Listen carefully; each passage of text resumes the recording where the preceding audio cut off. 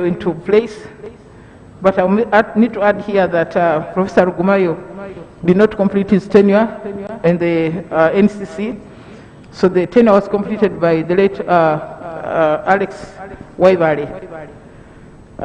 Later, 1980-1985, of course, between 1980 and 1985, we had the leadership of Francis Kebutagira. This parliament laid ground for post-war reconstruction and legislative adaptation from the 8-year military rule where the country was governed by decree.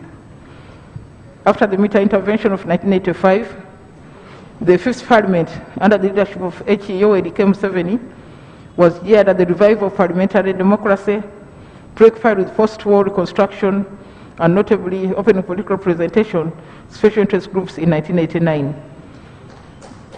The sixth parliament, headed by James Wapakabulo, 1996-1998, and Francis Ayume, 1998-2001, was instrumental in overhauling the governance fabric and adapting the various laws to the new constitution order established by the 1995 Constitution.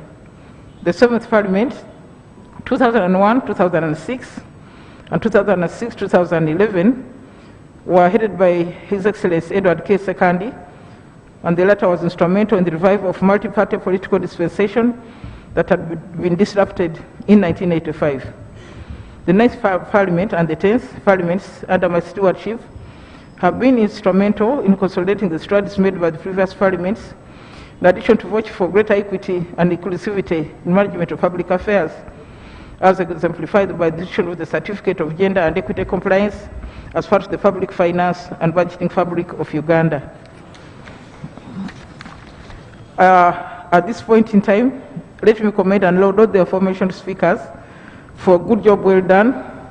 The speakers did not work alone. They had other presiding officers, their deputies, who need to be commended. And in no particular order, I commend the Right Honourable Kulubya Serwano, Right Honourable John Nume, Right Honourable Erinasani Bisamunyu, Right Honourable Alex Waibale, Right Honourable Haji Moses Chigongo, Right Honourable Joseph Ekemu, Right Honourable George Cosmas Adievo, Right Honourable Betty Okwir, Right Honourable Kadaga, Right Honourable Jacob Bolanya. Recognition of speakers is incomplete if I do not recognize the leaders of the opposition in the legislature from the advent of independence as follows: Mr. Apollo Milton Obote, Mr. Basil Kebataringaya, Mr. Alex Otim, Dr. Kawanga Semogerere, Professor Ogenga Latigo, Mr. Nandala Mafavi, Mr. Afula Obutu, Ms. Unikiza, and today Mrs. Betty Awol Ochan. In the same vein, I wish to commend the work of the Secretariat of Parliament, headed by the Clerk to Parliament, beginning with Mr. E.W. Evans, the first clerk of the Legislature, the colonial government, together with his unnamed colleagues who served during that period. For the independence period, I commend the following clerks: Mr. P.H. Pulisino, Mr. Ignatius Varunji, Mr. Edward T. Eocho, Mr. Omonyi Ojok, Mr. A.M. Tandekwire, and Mrs. Jane Chivirige, our present clerk, and all the staff who have served Parliament in various capacities. The evolution of the institution of the legislature has witnessed tremendous growth in mandate, size, and impact. From the 7 members of the Legislature in 1921 to the current 10th Parliament of Uganda, which has 459 members, whose roles encompass representation, legislation, oversight, and appropriation. 11th Parliament will commence in May 2021 with 529 members. This exponential rise in the size and mandate of the legislature is testimony of its importance in the body politic of Uganda. In terms of mandate, Article 79(1) of the 1995 Constitution bestows upon Parliament the mandate of making laws on any matter for the peace, order, development, and good governance of Uganda. This fixed the widened mandate of the legislature beyond just law and order, as it was at inception in 1921. The 100-year evolution of the Parliament of Uganda has witnessed various milestones, landmark legislations, far-reaching resolutions, general positive impact on the growth and development of the state of Uganda. The same vein, our legislative history has also been rife with challenges. Between 1971 and 1979, Uganda did not have a legislature due to the political realities of the time. Our history, however, positive or negative, offers us invaluable lessons on what to uphold and what to avoid. Ordinarily, this would best be relieved through an elaborate commemoration ceremony, but due to the restrictions occurring due to the COVID-19 pandemic, a fitting commemoration will be scheduled at a later date. Nonetheless, today, the House will consider a motion on the centennial milestone of the Parliament of Uganda. It is imperative that the Legislature exercise its mandate of legislation, representation, appropriation, and oversight in a manner that furthers the realization of the aspirations of the people. It is in this spirit that this Parliament, inter alia, instituted Human Rights Committee, Gender and Equity compliance requirements in the budgeting process. Parliament should be the bulwark of a more cohesive, progressive, and equitable society. The commemoration of the 100 years accords us an opportunity to reflect on the task ahead of the 11th Parliament and subsequent parliaments, especially at a time when society grapples with endemic socio-economic inequities, rampant human rights violations, rapid population growth, among others. Parliament should ensure that governmental action, resources, and laws are directed towards adequately meeting the ever-increasing needs of the high, quick-growing population, equitable distribution of opportunities and benefits of growth, narrowing the gap between the haves and the have-nots, respect for human and people's rights, and sustainable conservation of the endangered environment. Honourable members, I implore you, as legislators, that the creation of a fitting legacy is within our hands, and we should strive to enable the realization of the aspirations of the people we represent. In order to attain this, future parliaments have strategically adapted to rapid advancements in ICT, as ramifications of the workings of the legislature, rapid population growth, and progressive rise in the expectations and needs of the population, increased regional integration and globalization, and with it increasing role of parliamentary democracy. Now, members, I wish you all a happy centennial commemoration of the Parliament for God and my country. Honourable members, I would like to also just read to you a short message from the Commonwealth Parliamentary Association in London. They have written to say, on behalf of the Commonwealth Parliamentary Association, this is our Secretary General, Mr. Stephen Twigg. I'm writing to congratulate the Parliament of Uganda on a significant milestone in celebrating 100 years of legislation on 23rd March 2021. We note that the precursor of the present-day Parliament of Uganda was the Legislative Council, LegCo, and held its first meeting on Wednesday, 23rd March 1921 at Government House in Entebbe. That anniversary falls in the same year that the CPA reaches its 110th anniversary, 1911-2021. The CPA Uganda branch was formed in 1962, and since then the Parliament of Uganda has played an active role in the association, including hosting the 13th Commonwealth Parliamentary Association in 1967 and the 64th Commonwealth Parliamentary Conference in 2019 that he hosted as CPA president from 63rd CPC to the 64th CPC. The Uganda branch also hosted the CPA International Executive Committee media meetings in Uganda. Members of Parliament of Uganda have played a significant role in the governance of the association. For example, in 2012, Honourable Cooper, MP from the Parliament of Uganda, represented the CPA Africa region on the CPA Executive Committee. Madam Speaker, we also thank you for your work during your tenure as the Commonwealth Women Parliamentarians Chairperson between 2013 and 2016, and previously as CWP Vice Chair and CWP Chair Africa region, for the significant progress that was made for the CWP network during that time. Parliament of Uganda continues to uphold the values of the Commonwealth Parliamentary Association and to implement the CPA recommended benchmarks for democratic legislatures. We very much look forward to the future engagement and collaboration with the CPA Uganda branch. Stephen Twigg, Secretary General, Commonwealth Parliamentary Association. Thank you very much, honourable members. Item 3 on the order pack, motion for resolution of Parliament to commemorate 100 years of the existence of the Uganda's legislature. Honourable Mukasa.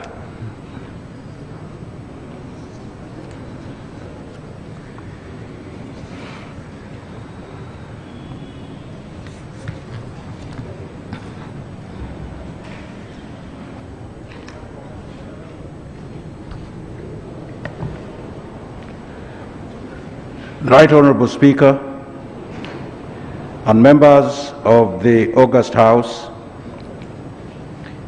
I beg to move under Rule 55 of the Rules of Procedure of Parliament a motion for a resolution of Parliament to commemorate 100 years of the existence of Uganda's legislature. Right Honourable Speaker, whereas in 1920 the Colonial Office in Great Britain passed an order in council establishing a legislative council as a legislative arm of the colonial government in Uganda, aware that the Legislative Council held its first meeting on the 23rd of March 1921 at the High Court Chambers in Entebbe and existed until 1962 when the Independence Constitution was made, under which the first Parliament of Uganda, known as the National Assembly, was partly elected and partly nominated. Also aware that in 1967, the Republican Constitution came into force and ushered in the second Parliament of Uganda, which lasted until 1971, when a military coup ushered in a spell without the legislature until 1979. Further aware that in 1979, the National Consultative Council, the third Parliament, was established as the supreme legislative body that lasted till the general elections of 1980. Noting that following the elections of 1980, the fourth Parliament of the Republic of Uganda was formed and lasted until 1985, and subsequently in 1986, the National Resistance Council, the NRC, became the fifth Parliament of the Republic of Uganda. Noting further that in 1993, the NRC passed the Constituent Assembly Statute, providing for elections to the Constituent Assembly in March 1994, with a mandate to enact and promulgate a new Constitution of the Republic of Uganda, and accomplished its mandate upon the promulgation of the new Constitution of Uganda on the 8th of October 1995. Appreciating that upon the promulgation of the 1995 Constitution of the Republic of Uganda, conducted general elections in 1996, which ushered in the sixth Parliament of Uganda, and subsequently other elections were conducted every after 5 years that brought in the 7th, the 8th, 9th, and the current 10th Parliament, respectively. Recognizing the struggles Uganda has endured to realize its autonomy and stability, and the contribution of successive parliaments in the quest for national cohesion, tranquility, equity, inclusivity, human rights, democracy, and good governance. Appreciating that over the years, Parliament has advocated for good governance through promotion of accountability, interests of marginalized persons and other special interest groups, further appreciating the contribution of the various heads or speakers of Parliament that have diligently steered the institution of Parliament over the years to enable it to realize the achievements that have contributed to the development of Uganda, recognizing that today, Tuesday the 23rd of March, the year of our Lord, 2021, marks 100 years of the existence of the legislature in Uganda. And now therefore, be it resolved by this Parliament that it collectively honors the various parliaments and governments that have contributed to the attainment of Uganda's independence, promotion of democratic principles, economic and social development in Uganda.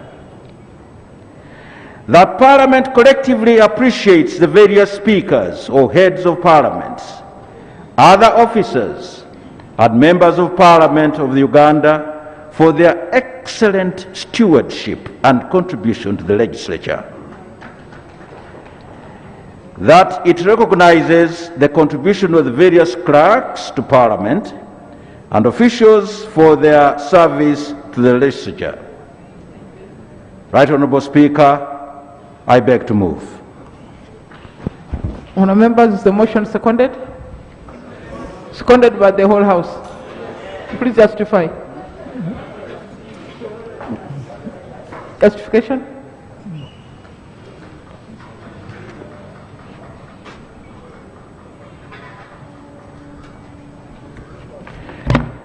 Right Honourable Speaker and members of this august House, the history of the Ugandan Parliament has been ably enunciated here on the floor of the House by no other than the Right Honourable Speaker in her contributory remarks. I beg Right Honourable Speaker that I do not take much of the time of this august House by repeating what has been said. However, there are certain important landmarks which cannot go without being mentioned. Right Honourable Speaker, the journey of Parliament, of the Ugandan Parliament, has been dogged. From 1921, when the Legislature was just an adjunct of the British colonial administration, when it was an all-white Parliament, with, of course, being joined by an Indian or an Asian, marking the racial connotation of the first Parliament. And then, of course, Africans and citizens and the indigenous people joining the Legislature and eventually taking center stage in the subsequent parliaments. Over the years, Right Honourable Speaker, Parliament has been able to achieve a lot of impressive victories. Right Honourable Speaker, the citizens have taken center stage in the affairs of Parliament.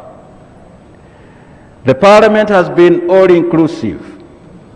The Parliament has championed all the important ingredients of good governance, including democracy and good political participation. These are very important milestones and they are very important pillars in the history of our country. But further still, Parliament has played a very important role in nation building, in forging a country that is called Uganda. Parliament, especially this particular Parliament, has indeed fulfilled one of the dreams of the founders of modern Uganda. They dreamt of one country. They dreamt of one Parliament. We are seeing that dream today being realized. Right Honourable Speaker,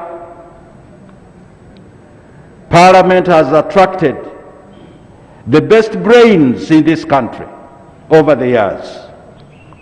And indeed, on the floor of this Parliament, we have had some of the finest debates that we have ever had in the history of this country. We have had some of the best ideas for the development of this country. This is the Ugandan Parliament. Now, these achievements are milestones, are not ready to go away from us.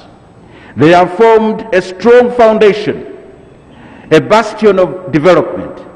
And indeed, we actually have every hope that what has been planted here will never go away, except that it will grow and grow until this august house becomes the hope, the refuge, and the best of parliaments on the continent.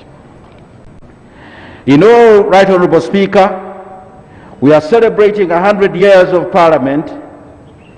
Let us therefore project ourselves forward and look into the future. We would like to see Parliament championing a situation where citizens enjoy a vibrant, prosperous, successful, modern democracy. We would like to see a country that ranks among the best in the world on the Human Development Index. We want to see a country with the standards of education and health care envied around the world. A country of peace, safety, and personal security. We want to see a country of prosperity. All of us are citizens owing and pointing to the fact that we have got what we have got because of the Parliament of Uganda. Right Honourable Speaker, I beg to support. Thank you very much, Honourable Muruli. Can I invite Honourable Isara Iragu Veronica, the seconder?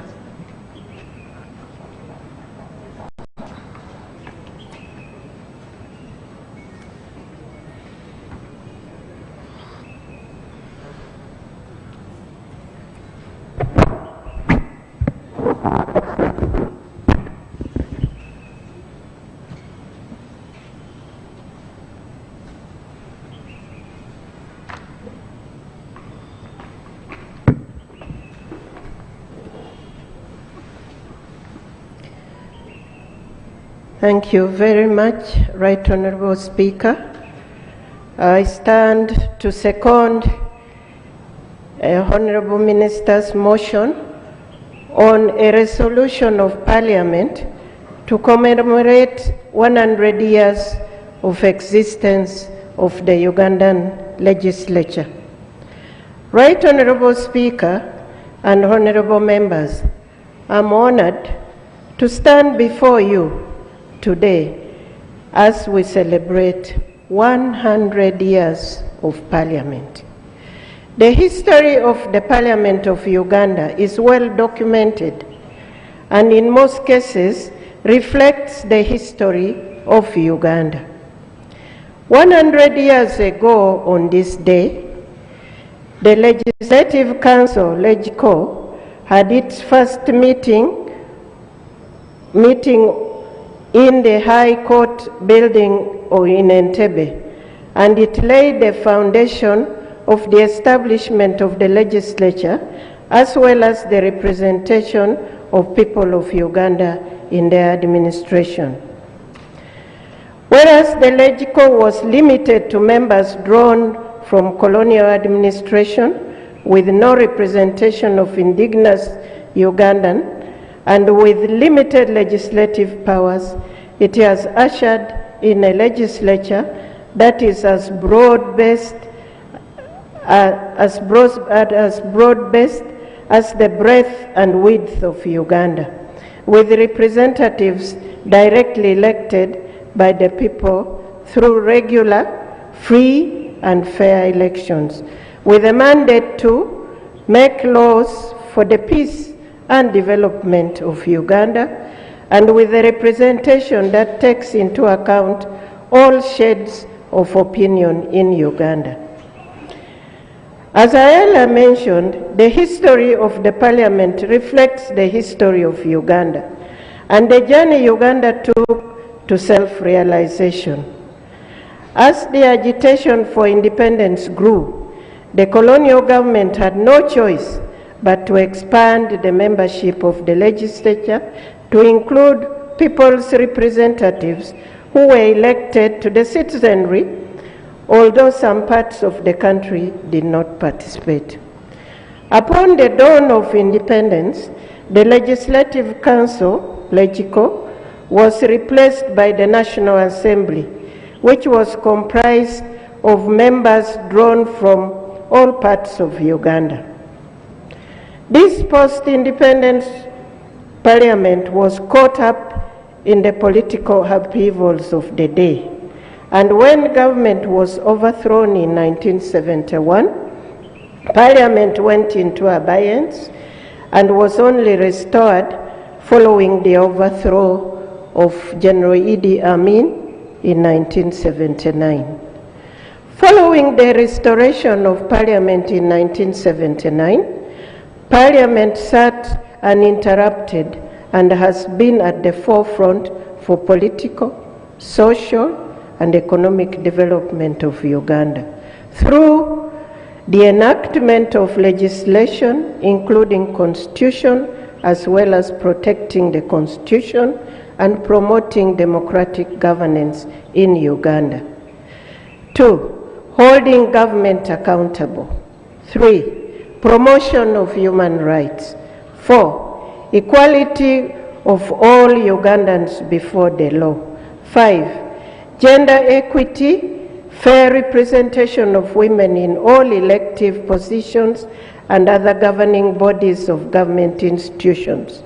6, equitable distribution of resources, regional balancing, taking care of interests of all shades of opinion, creed, tribe, and fostering for balanced development through approval of loans that cater for interests of all Ugandans. 7, keeping government in check. 8, passing timely laws for good governance, peace, and stability. 9, being the voice of the voiceless, the most vulnerable groups like women, people with disability, children, and marginalized communities. 10, custodian of Ugandan morals and values. 11, fighting corruption. 12, working hard to improve mortality rate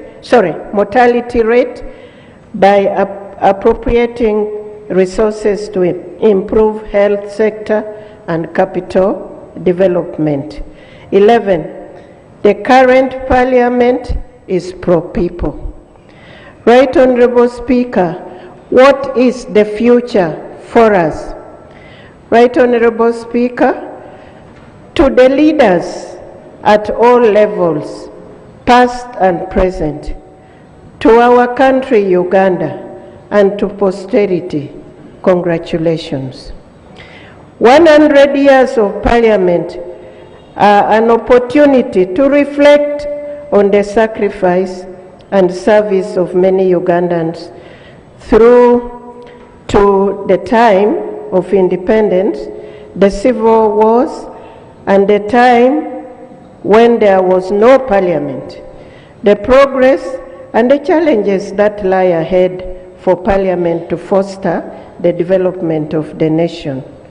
As we celebrate 100 years of parliament, I call upon parliamentarians, and as we serve our people, our country, through legislation, oversight, representation, appropriation, not to surrender our capacity for independent thinking and judgment. I want to thank and appreciate all the speakers from the first to the 10th Parliament for their contributions and for their work well done, and may God bless you abundantly. Let the 100 years of Parliament be a strong milestone in strengthening and fighting to defend the ideals of our nation, including democracy and independence of Parliament. I thank you, Right Honourable Speaker, and I beg to move.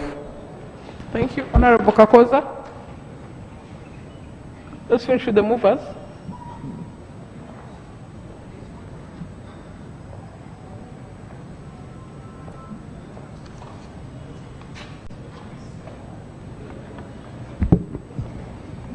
Thank you, Right Honourable Speaker. Also, I stand here to support the motion, which has been moved by Honourable Mukasamurul Wilson, MOP, Budyewo County, Minister of Public Service. Madam Speaker, you know, 100 years is no mean achievement. It's a long period.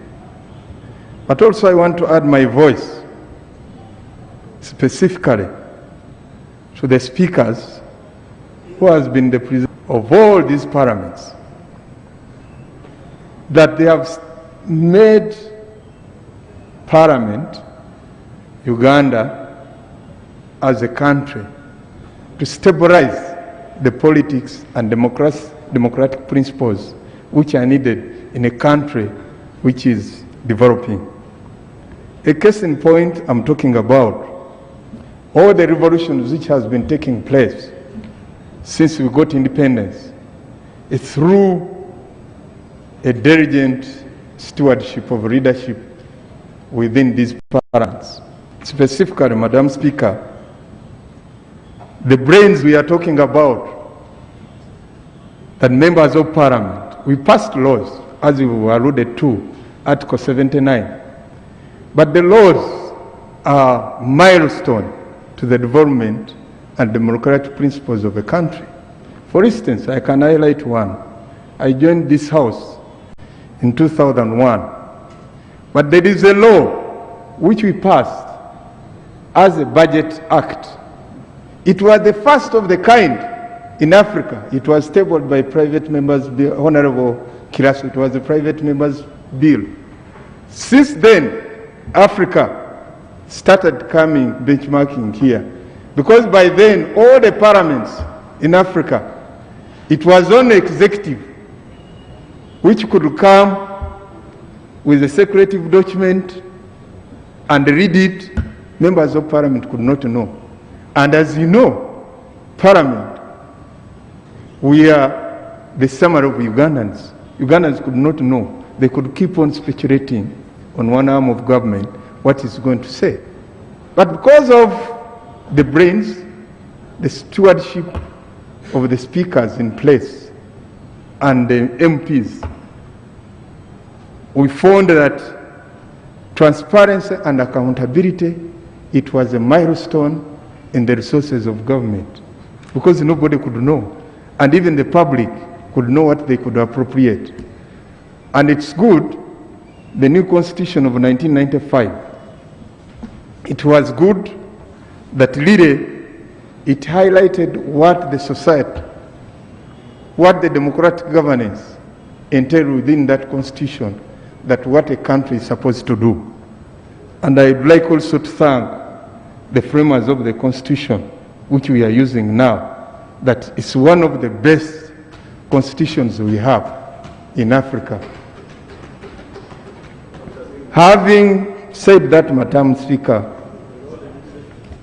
I want specifically to thank you in particular, that really since 1996, and also when you become a Speaker of Parliament, there are certain changes within Parliament that really have made Parliament as a legislative arm of government to be independent.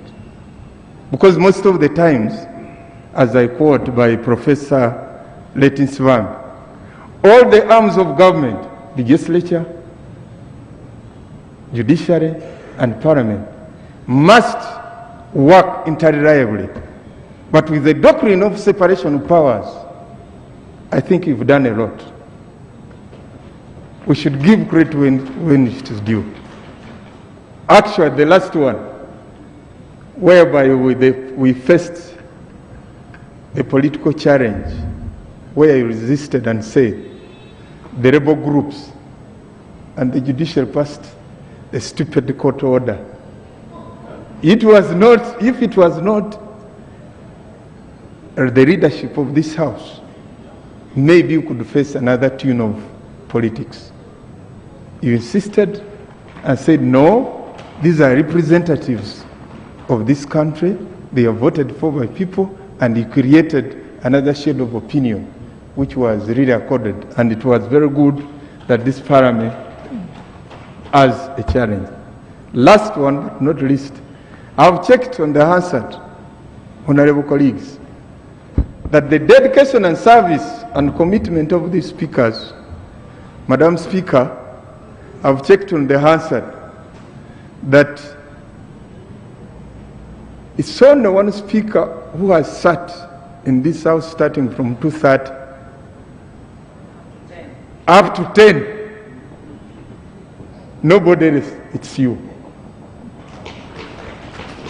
That means the dedication of work, committed, and doing a work which you are supposed to do. The legitimacy and the dignity, the decorum of this house must depend on the stewardship of the leadership of the institution of parliament, so that this arm of government can do its work as enshrined in the Constitution. I beg to submit. Thank you. Thank you. Can I invite Honourable Safia Narude? Safia Narude, then Honourable Swaka. Honourable Kayinza. Kawiruka, both. I've seen the group there. Is that Mwesije? Ahmed, that's Ngabirano? Okay. Let's start there. Oh, okay, I've seen you. Then I come this side.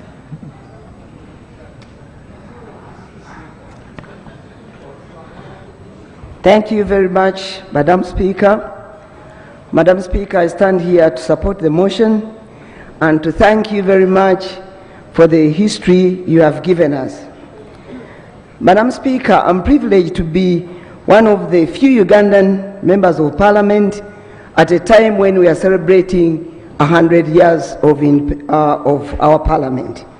And to the rest of the world, I'm also privileged to be among the few legislators with disabilities who are representing the 1 billion person disabilities in the world. To this I thank God and my parents who educated me to have the qualifications to be able to join this Parliament. I also thank the Uganda government for embracing the issue of affirmative action. And I would like to thank His Excellency the President for supporting the empowerment of marginalized persons. Honourable members, our President is the only President in the whole world leading a nation where we have massive representation of persons with disabilities. Madam Speaker, as we celebrate 100 years of our Parliament, I have noted the following. I read the Hansard of 1962 and other parts of history. Of course, I noted that our name has evolved from Legislature, National Assembly, and then the Parliament. I have also read about the composition of Parliament, and I realized that the number of constituencies and the numbers of members of Parliament has been increasing. But we must note that as much as women are represented, persons with disabilities are represented, our numbers, we represent the biggest constituencies, the size is too big, and I would like to call upon the next Parliament to review this issue and also specifically to provide for representation of persons with disabilities with 2 members of Parliament per region. Madam Speaker, I would like to talk about affiliation. Since we attained independence, we have affiliated world bodies like the United Nations and the Commonwealth, as we have said. And to this, we have ratified a number of conventions, like the UN Convention on the Rights of Persons with Disabilities. But I would like to share with this Parliament that implementation of these the provisions in these conventions is still lacking. And our reporting system is also lacking in a way that Parliament does not participate as much as other parliaments do, like that one of South Africa. Madam Speaker, lastly, I would like to say that as we celebrate 100 years of Uganda, of our parliament, we participated in designing the global development agenda, that is the sustainable development goals. And our country is also aspiring to go to the middle income status and also maybe to the first world. I would like to say that Parliament has got a very big role to play, especially in the area of budget appropriation. I remember, Madam Speaker, you supported me a lot when we came up with this idea of the certificate of gender and equity compliance. I thank you very much for that support, and I'm very sure that with this landmark innovation, which is also only here in Uganda, in the whole world, if we can use it to this maximum, of course using the national budgeting process, the national development plans, and the manifesto, this tool can actually, with no doubt, can take us a long way in realizing or taking this country to the middle income status and the first world. I thank you very much, Madam Speaker, for giving me this opportunity. Thank you. Honourable Swaka, 3 minutes. Then Honourable Kayinza, Kaberuka, or both. In that order. Then I get the group here. Diomoki, Kamateka. Thank you, Right Honourable Speaker and honourable members. Madam Speaker, it's my pleasure today that among the members of Parliament who are here to see how Parliament has reached 100 years, I'm one of them. I want to congratulate you, Madam Speaker, of course, government, and my fellow colleagues. It's not easy. We have gone on record like those people who were there at the beginning. However, Madam Speaker, I want to thank you. As some of our colleagues said here, you have done a lot. Madam Speaker, I remember the other time we are going to our former MP, Honourable Ambassador Doris Shuha, and she was saying how women were suffering, those who are breastfeeding. But now we have a breastfeeding center. And this one is a milestone, honourable members. Somebody has even just mentioned how some members were purportedly chased, but you said whether they are rebel MPs, they sit. But as you know, Madam Speaker and honourable members, NRM, we don't have grudges. These members are still our members and even cadres. So now, if you had taken the other advice that you chase them, maybe they would have run away from the party. But some of them, we are still with them and very strong. Finally, Madam Speaker, we have members of Parliament who are here in the last parliaments, either 5 or 6. The way they are languishing down there, it's not easy. So members, as we commemorate the 100 years, let us think, Right Honourable Prime Minister, I know you're here. Why can't government set up something, however small, for these principal citizens who are here, who made the laws for this country? You have MPs, citizens, who are here, who made the laws for this country. You have MPs